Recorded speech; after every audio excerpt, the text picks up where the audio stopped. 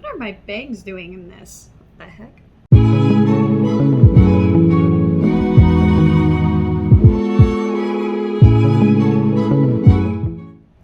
Hello everybody, my name's Erica and welcome to my channel Ginger Books, or welcome back if you're a continuing watcher and subscriber.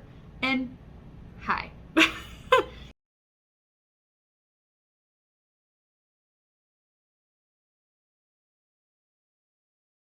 Hello everybody, so you know that it is Wednesday when I upload my bookish content. So today I am bringing you a fun-filled, in-depth review of my thoughts on Sarah J. Maas's third book in her Court of Thorns and Roses series, A Court of Wings and Ruin. Minus that tag, because I cannot figure out how to get that tag off. But before we get into the video, I did want to say thank you so much for understanding as I do changes on this channel and just figure out what works for me and also what works for you guys. So, yay, Sims is back, and yay for bookish content that I'm going to try to upload regularly on Wednesdays. Also, as you can tell, I have a different scenery. I am at work trying to record this, so I do apologize if there is some weird editing cuts, because of course we are open, so I do have to go answer the door. So, but anyways, enough of my excuses. Let's get into the video. Alright, so I'm not going to hold up this book for very long, but I'm doing an in-depth review of the Court of Thorns and Roses trilogy. And as you can tell, I've been doing an in-depth review. Now, if you have not seen my other two videos of the first two books, stop right now and go check it out. Also, these are going to be spoiler-filled, so if you don't want to be spoiled, I suggest clicking off the video right now, reading it, and then coming back to see what my thoughts were and my favorite scenes. As I said, I will not be holding up this video the entire time, so only for the summary, and then I'm probably going to put it down. So, this book pretty much takes place after the second book. At the end of the second book of A Court of Mist and Fury, Feyre and Rhys find out that they are mates, and somehow she is sworn in as High Lady. And pretty much they are married. And at the end of it, the King of Hybern, they were tricked and trapped into the King of Hybern's castle, and the only way that Feyre and Rhys felt like they could get out is if he tricks them into letting them go, and Feyre goes back with Tamlin. Oh, hold on. I'm getting a phone call. Sorry about that. I thought I had to worry about people knocking on the door. Instead, phone calls. Because I record with my phone. So, where was I? Oh, we left off with pretty much the King of Hybern pretty much has everybody trapped. Feyre's sisters were also, thanks to Tamlin's wonderful priestess that he follows, Eatha. I'm sorry if I pronounced that name wrong. I'm probably just going to call her Priestess I for now, until I figure out really how to pronounce that name. Of giving away pretty much trade secrets to King of Hybern. Pretty much feeling the betrayal, but the only way to get everybody out is that if Feyre pretty much fakes, and that's what she pretty much does, is fakes amnesia, because we all know that Rhys has the power to manipulate people's minds and also kill them through their minds. So she ends up going back with him to save everybody. And of course you get the last chapter through Rhys's point of view, where everybody finds out that, well, she is your sworn High Lady of the Night Court and all of this stuff, and they're just like, what? This is a new development. And of course they're pissed at Rhys because they obviously made this whole pact and plan by themselves to protect their friends. So this starts where pretty much Feyre is now back in the Spring Court, and she has vowed that she was going to destroy the Spring Court from the inside out. And that's pretty much where you start off, where she is going to destroy the Spring Court from the inside out, kind of put deceit and show Tamlin's lies, and his way that he treats his people in his court, especially her, and the way he tries to trap her. Even though Tamlin at this point is, believing this, thinking that he has got his one true love back, and is trying to change.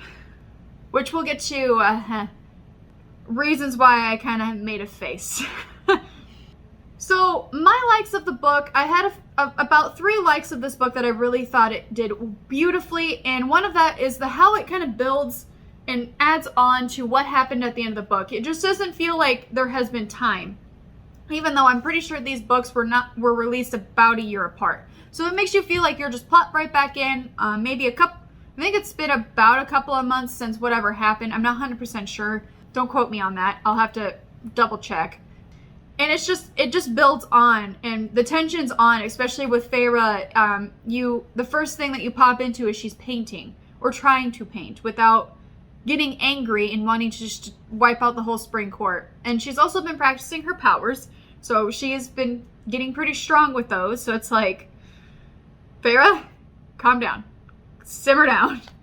And the second thing that I also liked was the character growth throughout this whole book, through all of the characters, not just Feyre and Rhysand, who, especially Feyre, where she is the main character, but all of them. You start kind of seeing a little bit more of the personalities, with Mor, Cassian, and Az, also along with Feyre's sisters, Nesta and Aileen, and of course with Rhys and Feyre, as they start kind of molding together and becoming the unit that we know and love in A Court of Frost and Starlight and A Court of Silver Flames.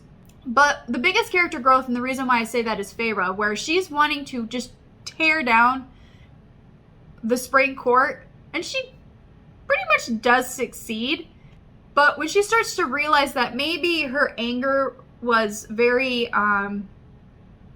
blinding to what possibly Tamlin could have been possibly doing, which a lot of the other lords and ladies of the other courts already kind of still have a very, second guessing in their mind of Tamlin, because they know his reputation and how he is.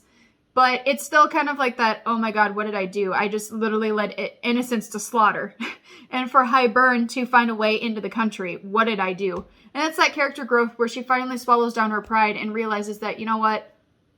Let's be bygones, be bygones. I know, Tamlin, that you're very upset with me, but I'm willing to live. And especially the big character growth for Tamlin at the end, where he literally gives a kernel of his power to revive Rhys.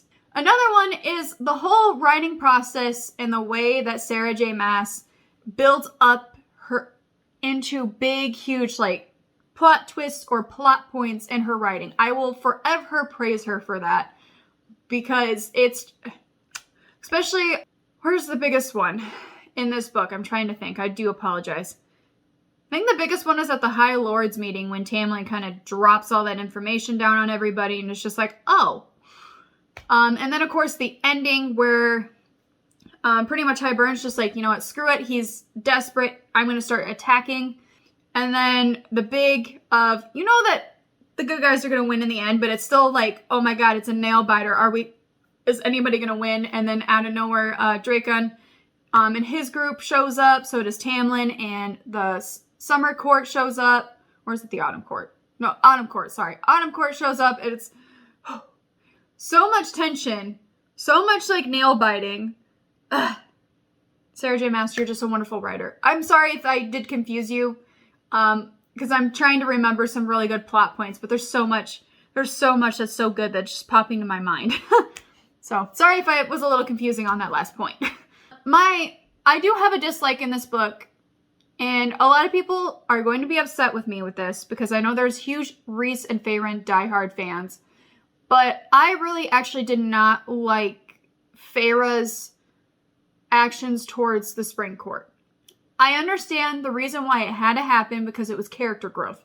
It's a really good plot device for character growth. I understand that. But the thing is that I know that's going to live with her, knowing this character and her personality. That's going to live with her for a very long time, because when she realizes that she literally made innocence suffer, not just the Spring Court in general, and Tamlin, she started to regret what she did. And maybe it wasn't a very good idea.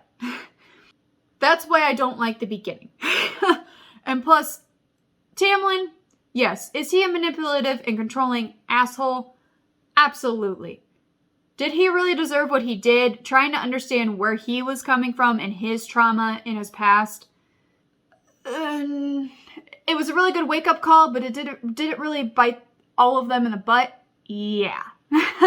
So that's why I'm hoping that maybe later on, if Sarah J. Maas has it in mind, doing a redemption arc for Tamlin. I would really love to see that and give him another shot. Alright, so now that we've gotten past my likes and dislikes of the book, we're going to go on to my favorite scenes. And this is where it's mostly spoiler-filled. I have 4 scenes. One of my very favorite ones was the reunion between Rhysand and Feyre. When Feyre finally came back after their huge battle, and being saved by Cass and as Lucien and Feyre were trying to escape. And she just, she's talking to everybody. Everybody's kind of confronting her, like, why did you do this alone? You should rely on us. Come on, But then, I don't know where she hears Rhysand behind her, and she immediately turns around, sees his face, and just drops to her knees. Because, in reality, she didn't really know if she was ever going to see him again. And I just really loved that whole reunion scene between not even just those two, all of them. This also leads to my next one, which is the Kesa and Feyre training. I believe this was either the first or a couple of sessions after she had come back.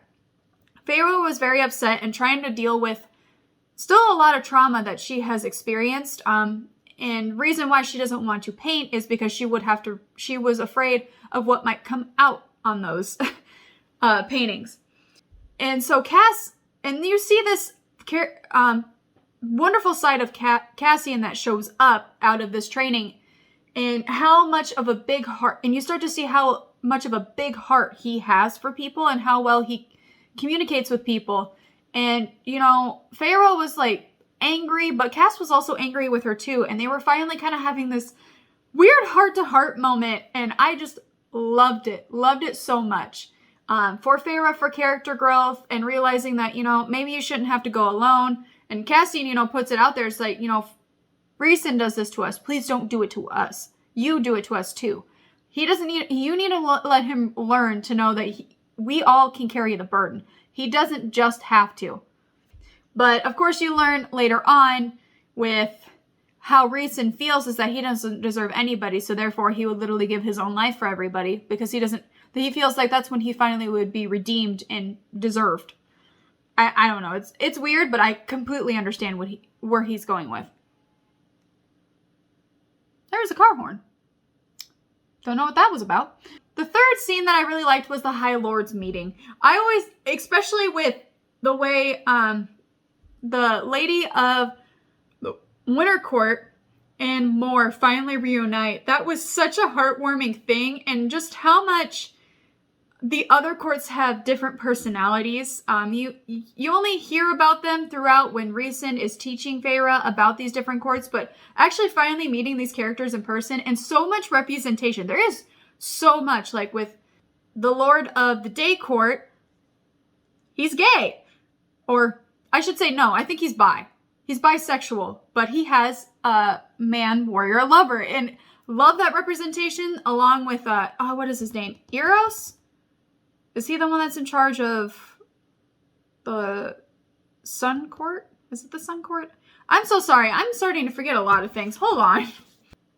Dawn Court. It's the Dawn Court that he's in charge of. And I love him to pieces too because of his whole desire to have a threesome or foursome with Cass and Mor. Love that personality trait for him.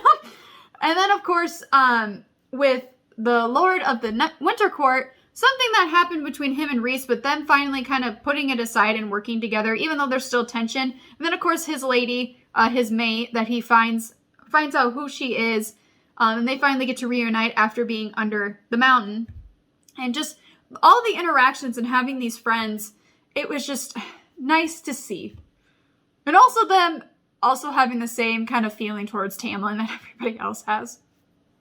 But also during this meeting, you start to see a little bit of Feyre's kind of control slip. And I also kind of like that for her as a character, is that you don't always, just because you are high class doesn't mean you always have to be all put together. You do have feelings. You do have emotions. Like, I'm thinking of that's not Eros of the Dawn Court. I'm thinking of Eros that's part of the Autumn Court. I do apologize that. Because he's the next in line. And then his father, pretty much Feyre putting his father in his place. So. And then the last scene 4 that I really loved was the whole ending. That was just a whole huge roller coaster ride of, oh my god, are they going to make it? Oh my god, Amberyn betrayed everybody. But in reality, she didn't, because she knew if she didn't unleash herself, they wouldn't have the advantage. Rhys dies. What? So much happens in 3 or 4 chapters that you're just sitting here like, oh my god, is this ever gonna end? Is there gonna actually be a happy ending, or are we gonna lose somebody? Like, what's going on? Like, the whole panic. And that's why I say, you know, going back to my likes of the book, build-ups, the way Sarah J. Maas builds her plot points up to the big major kind of climax of the book, it shows so much in the ending of the story. Now, of course, there is casualties, and one of them was Feyre's, Nesta's, and Elaine's father. But it's really nice to see his character also get a redemption too at the end of the book, thinking that he was just a good-for-nothing father who kind of just looked in himself and kind of felt bad for himself for the hands that he was dealt, but in reality, he was actually trying to save the human world along with his daughters. So that was really nice. And I felt really bad, and I actually cried at that moment. And this also sets up for the whole plot point of Nesta kind of losing herself for a little while and finding herself again in a court of silver flames. But, well, thank you so much for watching this chaotic review video. I promise I am trying to get better at these. I just didn't realize when I sat down that I was going to forget, like, majority of the book. Probably doesn't help. It's been a few weeks since I've read this book, so apologies. But thank you so much for watching. If you did like what you saw and want to stick around for more, please hit the subscribe button and that bell notification so you are notified. I post fun Sims Let's Plays and videos on Sundays, and I post fun bookish content like this on Wednesdays. Again, thank you so much. I hope you guys have a great rest of your week and a great weekend, and I will see you in the next video. Bye!